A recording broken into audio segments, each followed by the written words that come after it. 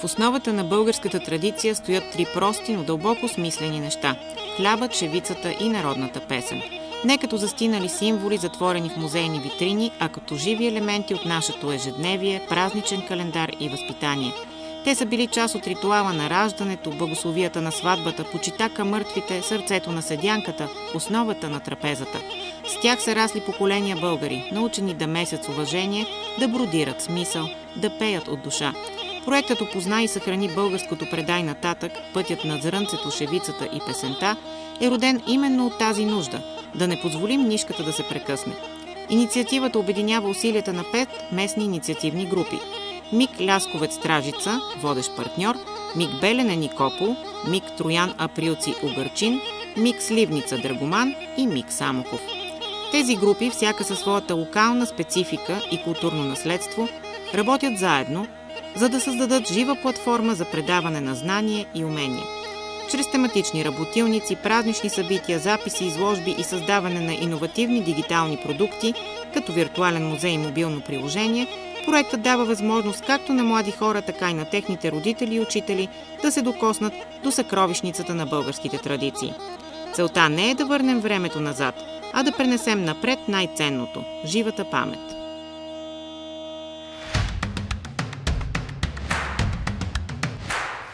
Идеята за проекта се възроди и възникна като един вид почти кауза през 2023 година. Аз с МИГ Самоков, които са прекрасни партньори, имаме вече един реализиран проект за дигитализиране на културното наследство в населените места.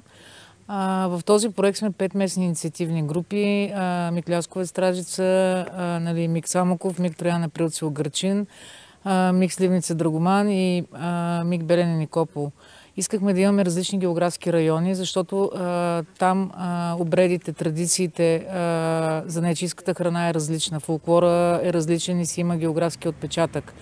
Проектът се казва "Опознай се храни българското, пътя на шевицата, зрънцето и песента", защото това наистина ще бъде един път на картата на България, да обмениме между нас информация, какви са различията, в кой регион, каква е спецификата и на хляба, и на шевиците, и на фолклора.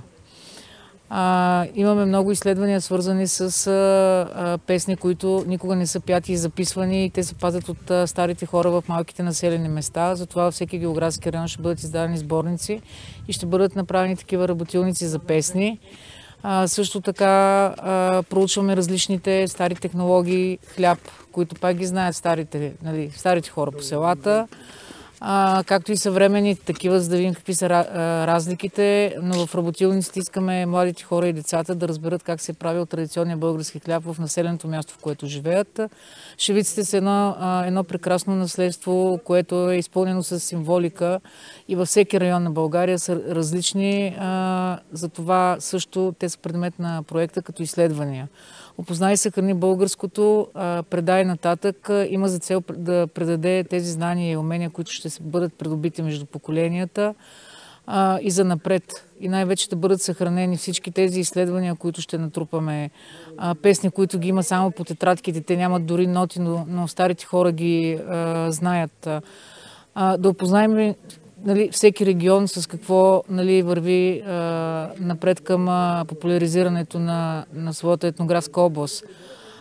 Най-важното, което е като резултат, е нашия виртуален музей, който ще изградим до края на проекта, и в него ще има всички тези красиви шевици, които сме проучили, доказали се, че са от дадения географски район. Хората ще могат да ги видят, да се запознаят, да разберат начина, по който се изработват. Читалищата са основния пазител на културното наследство, затова към тях ще има линкове за 3D разходка. Какво правят в сферата на културата, на фолклора, на собствената си дейност по опазване на културното наследство. В този музей също ще има виртуални разходки към пекарни, които произвеждат местен занечийски хляб. Ще има раздел с автентичния фолклор. И това, което също сме планирали за първи път в България, се прави мобилно приложение за телефон, за всички видове такива електронни устройства, което се казва Родолюбие, и ще бъдат представени 5 региона с актуална информация за туристически обекти, които могат да бъдат посетени. Те предлагат българска автентична храна. Защо е важен хляба?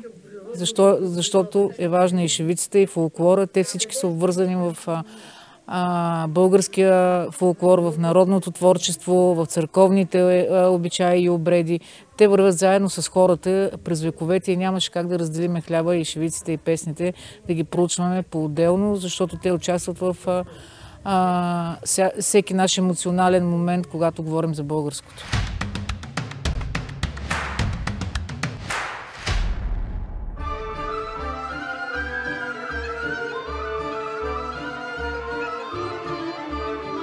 Шевицата не е просто украшение. Тя е език, кодиран в нишка, цвят и бот. Език, чрез който жените в миналото са предавали своите вярвания, молитви, страхове и надежди. Всяка фигура има значение. Кръгът е вечност, ромбът плодородие, кръстът защита. Всяка шевица е лична, а същевременно и част от колективната памет. В различните краища на България се развиват характерни стилове на везане. Самоковската шевица се отличава със своята геометричност и ритмична подредба на мотивите. Тук преобладават червеното като знак на живот и енергия, черното като символ на земята и мъдростта, синьото за чистота и небесна закрила. Формите са изчистени с изразен симетричен баланс. Шевиците от този край имат по-сдържана естетика и носят белега на планинската сдържаност, премерена, но силна. В посетителския център на историческия музей в Самоков бе организирана работилница, в която ученици от местното училище се учиха да везат. Тяхна учителка бе Ани Йовева, утвърден майстор на българската шевица, изследовател и съвременен продължител на традицията. С десетилетия посветени на изучаването и възстановяването на везбени мотиви от различни региони, Йовева е участвала в редица национални и международни форуми. Тя е носител на първа награда от международния конкурс «Мотивът – основен елемент в българската шевица, пазеш родовата ни памет», а нейни творби са представени в художествени изложби в страната и чужбина. Със своя усет към детайла и искрено отношение към занаята, тя предаде на децата не само техники, основни бодове, начини на вграждане на символи, избор на композиция, но и отношение към това, което правят. Това знание не идва от книги. То се предава чрез личен пример, в тишината на ръкоделието, в обясненията на ръка, в усмивката, когато някой бод стане крив, но опитът е направен с желание. Едната е от Елховско, другата е от Ловешко. Отдолу е Плевенската, а най-долу в дясно можете да видите една шевица, която е много подобна на Самоковската, но тя е от района на Дупница. Понеже Дупница е близо до Самоков, ние сме били исторически свързани, Самоков и Дупница, и също така шевиците ни са много подобни една на друга. В народните носи от Самоковския край шевиците се разполагат най-вече върху женската долна риза и тя се нарича кошуля. Изработвана е от лен или конопено или памучно платно, носи се под сукмана, като най-много са избродирани местата, които се виждат. Полите, които се показват под сукмана, ето тук може да видите, и ръкавите на кошулята са много богато избродирани. Това е кройка на самоковската женска риза. Вляво можете да видите парчетата плат, от които се крои, като особеността е, че тя е само от прави парчета. Няма извивки, всяко парченце плат е трябвало да бъде оползотворено, защото нашите баби много трудно са си такали платовете. Всичко е зависело от тях. В дясната част можете да видите как се разполага везбата по самоковската риза. Това е мъжка самоковска риза. Тук везбата е малко не толкова богата, по-бедничка от към мотиви, от към работа. Използваните материали за бродерия са били вълнените конци, защото в Самоковско са гледани доста овце, лена и памука са били трудни за обработка, за багрене най-вече. по-лесно са багрили вълнените конци и ги е подготвяла за бродерия. Това са бодове, които се използват в самоковската шевица. Някога нашите баби са използвали около 120 вида бода, които с течение на времето са се загубили. Най-напред са се правили контурите с черен конец и след това са се запълвали с цветни конци. В другата част на презентацията на слайда можете да видите и едни специфични техники, които са слабо разпространени, но ги има в самоковската шевица. Това се нарича ажур. Изтегляни са нишки от платното и след това с цветни конци са запълвани.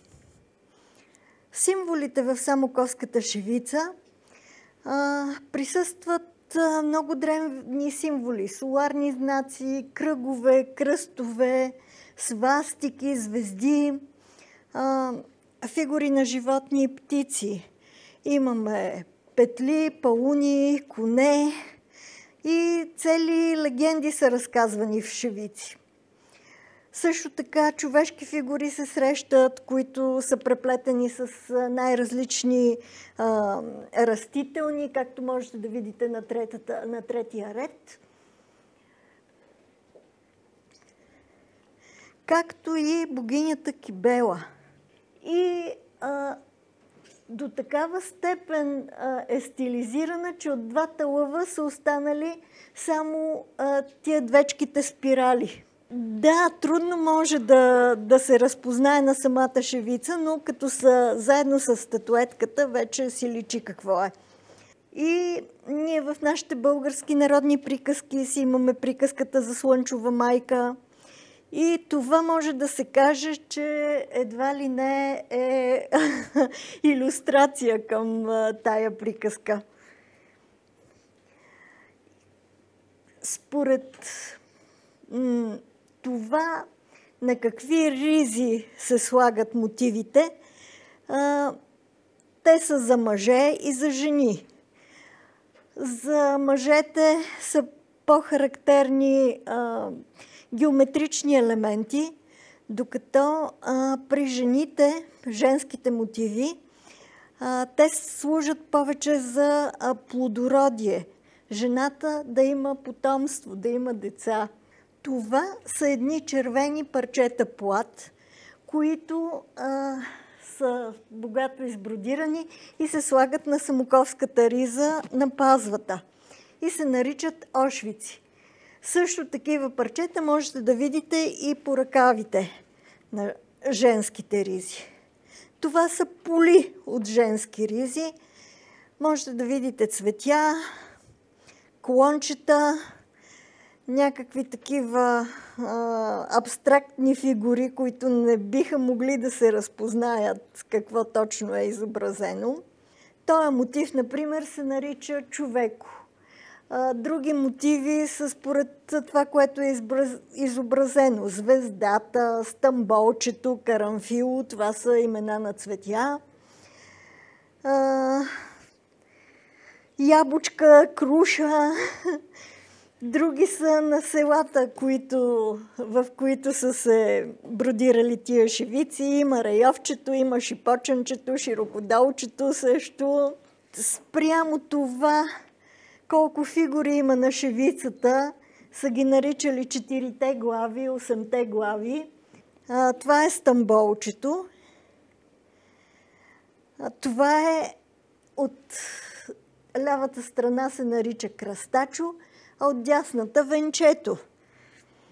Ето го шипоченчето, ето го и райовчето. Тая шевица се нарича ваклино, а другата е малото слънце. И имаме една специфика в Самоковско, така наречената палакарийска шевица, която се намира по поречието на река Палакария, но селата, които са от към Дупнишкия край. Там се намира една смесена такава зона, в която шевиците са между Самоковската и Дупнишката. Ето това са част от тия палакарийски шевици. Много благодаря, че слушахте с интерес.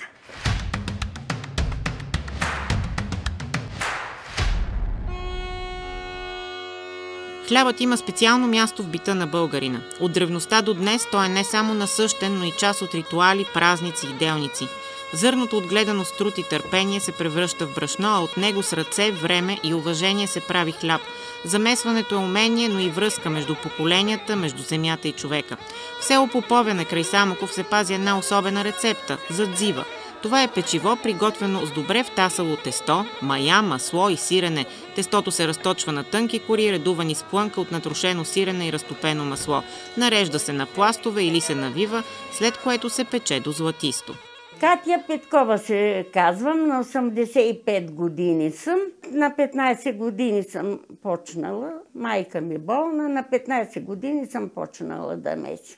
Съставките са основните: килограм брашно, 6 яйца, лъжица захар, лъжица сол, мая, 2 пакетчета слагам мая, пресно млеко 400 грама, една лъжица оцет, 3 лъжици кисело млеко. И това е съставката и много месене. Измесва се с олио, след това се измесва. Масло вътре се слага пак масло или маргарин, 3 лъжици маргарин или свинска маса. Това се слага от зивата. Меси се, повече от 20 минути се меси. След това се разточва, навива се с сирене и се пече, и това е зивата. Само с квас се месеше едно време. Само с квас. И сирене се слагаше. Друго нищо се не слага. Няма яйца, няма нищо друго в тестото. Кваса го правиха старите баби. Хмел, сваряват хмел и люти чушки. Имам си 3 внучки, живи и здрави да са, месят. Идват ли събота, почват да месят. Аз съм с тях, показвам, но редовно ги учим да месят. Най-важният е месенето. Меко, тук, хрущяла. Баба ми е казвала хрущяла. Колкото е хрущял, така да ти е тестото. Младите хора да продължат нашата традиция.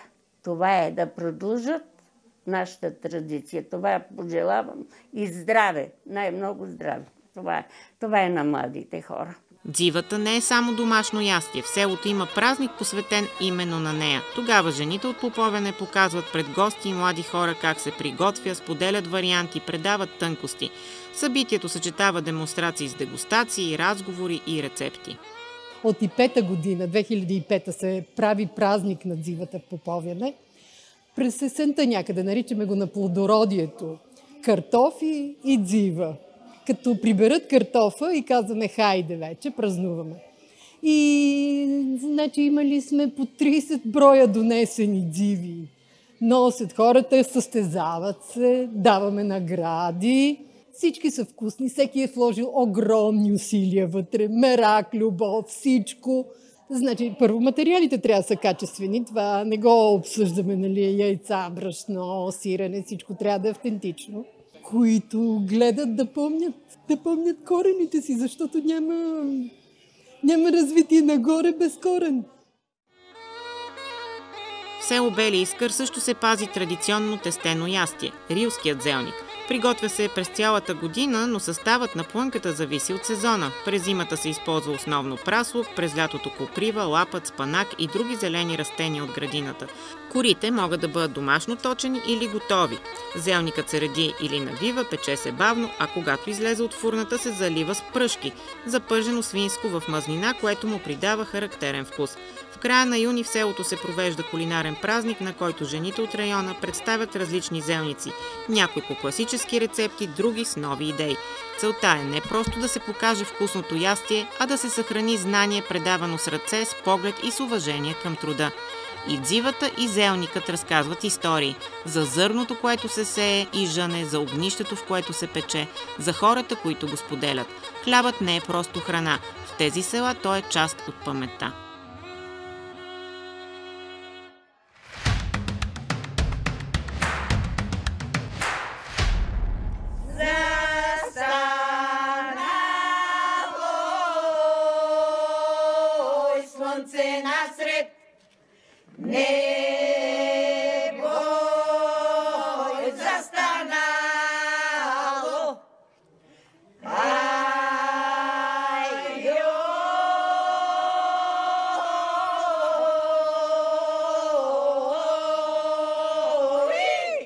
Фолклорната песен е част от живото предание на всеки регион. В село Райово тя се пази чрез групата Райски гласове, в която участват жени от няколко поколения. Те изпълняват автентични песни от Самоковския край – жетварски, седенкарски, хороводни. Характерно за тях е двугласното пеене – традиционна техника за този регион, която изисква добър слух, синхрон и усещане за ритъм. По време на организираната работилница участниците имаха възможност да се включат в репетициите и да научат не само текста, но и стила на изпълнение. Така песента не се губи, а се предава от глас на глас.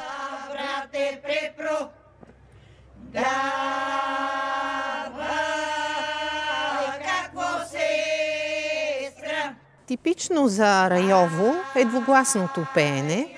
То е типично и за цялата Шопска област, което и ние не правим изключение. Песните, които изпълняваме в женска фолклорна певческа група към Народно читалище Христо Ботев, са дошли от нашите баби, прабаби и ние се опитваме да ги съхраним и да ги предаваме на нашите деца.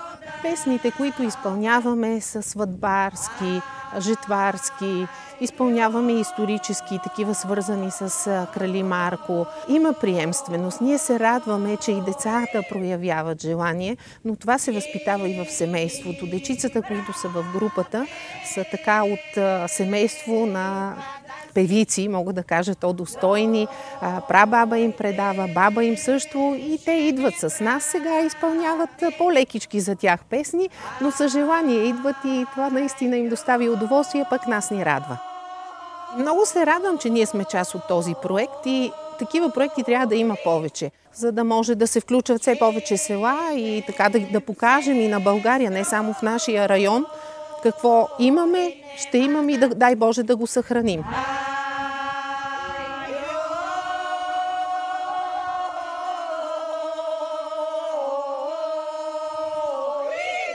Песента е живо наследство. Тя се предава от уста на уста, от майка на дъщеря, от баба на внучка. В нея се пее за труд, за любов, за болка, за сила. Това, което я съхранява, е споделянето, когато някой я научи, повтори и продължи нататък.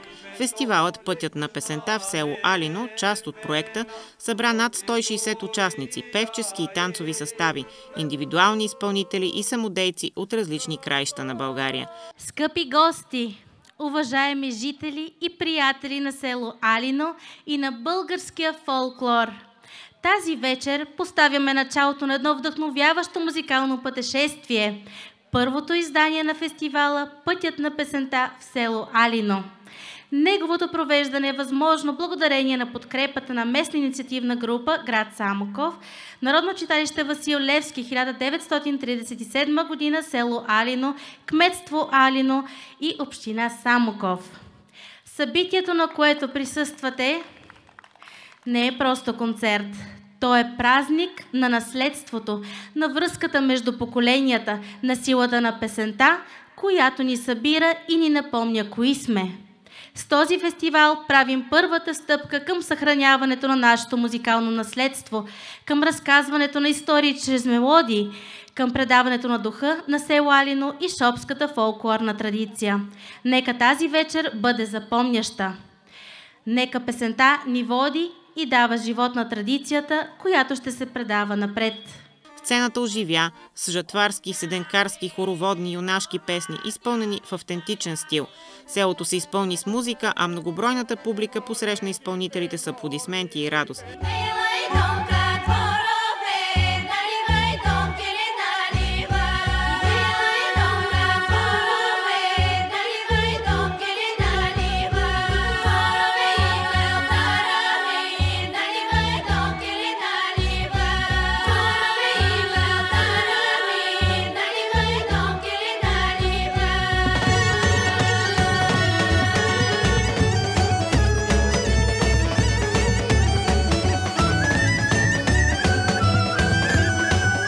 Фестивалът имаше конкурсен характер, като жури с опит в народното изкуство отличи най-добрите изпълнения. Първо много благодарим на всички, които останахте накрая да чуете нашето решение, в кавички. Първо, най-хубавото е, че тук се създаде празник и този този празник е първи и се надяваме, че ще продължава. Благодарим на всички, които участваха. Благодарим най-много и на организаторите, на домакините в лицето на Момчил Чолаков и на неговите помощници и сътрудници. Всичко става с хора, всичко става с публика, с празнично настроение и най-вече изпълнителите. Те са нашите герои днес, защото те създадоха най-голямата награда – празника в Алино. Наградените получиха грамоти и признания, но най-голямата награда беше общуването между поколения, между села, между традиция и настояще. Събитието бе организирано от Мик Самоков и местното читалище с амбицията да постави началото на ежегодна традиция, която да утвърди Алино като място, където песента има дом и сцена.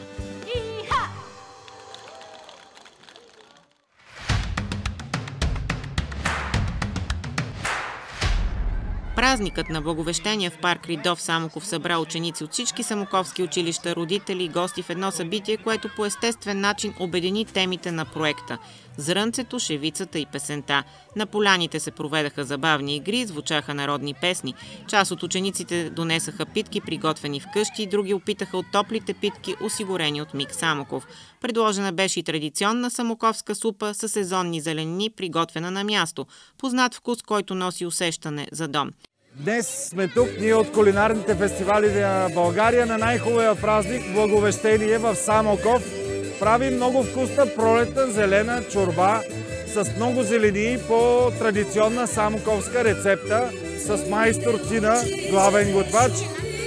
Виждаме много деца, виждаме усмихнати деца, които обикновено не ядат постни или зелени неща.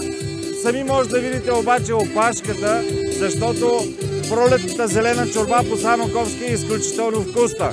Ние се стремим да пазим и развиваме традициите, кулинарните традиции на България и мога да кажа, че в Самоков намираме страхотен прием. Вече сме правили няколко кулинарни празника тук и мисля, че и кулинарията и хората са страхотни. Днес сме тук, ние от кулинарните фестивали на България, на най-хубавия празник Благовещение в Самоков. Правим много вкусна пролетна зелена чорба с много зелени по традиционна самоковска рецепта с майстор Тина, главен готвач. Виждаме много деца, виждаме усмихнати деца, които обикновено не ядат постни или зелени неща. Сами може да видите обаче опашката, защото пролетната зелена чорба по самоковски е изключително вкусна.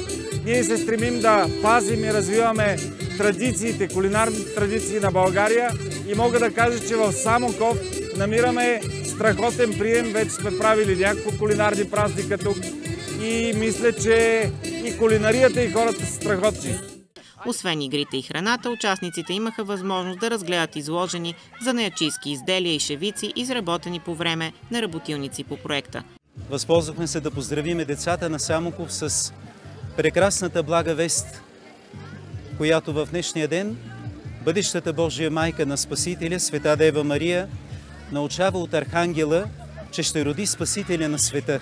Бихме пожелали на всички, които днес присъстват тук и на всички, които посрещат прекрасния празник на Благовещението, Бог да изпълни домовете и сърцата ни с чистотата на вярата, с красотата на мислите, с желанието да имаме най-добрите отношения с хората до нас и около нас. Да заложим на нашата вяра, да заложим на изконните български добродетели, да повярваме в това, че доброто зависи от нас самите, Бог да ни пази и Светата Божия майка да дава мир и благоденствие на нашите домове и семейства.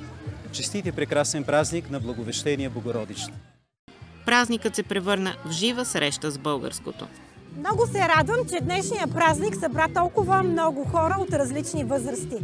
Този празник е организиран от местна инициативна група Самоков в изпълнение на проект "Опознай и съхрани българското, предай нататък". Целите на този проект са много важни, тъй като те изискват да опознаем, да съхраним най-ценното от нашите традиции, от нашите корени, а именно шевицата, песента и хляба.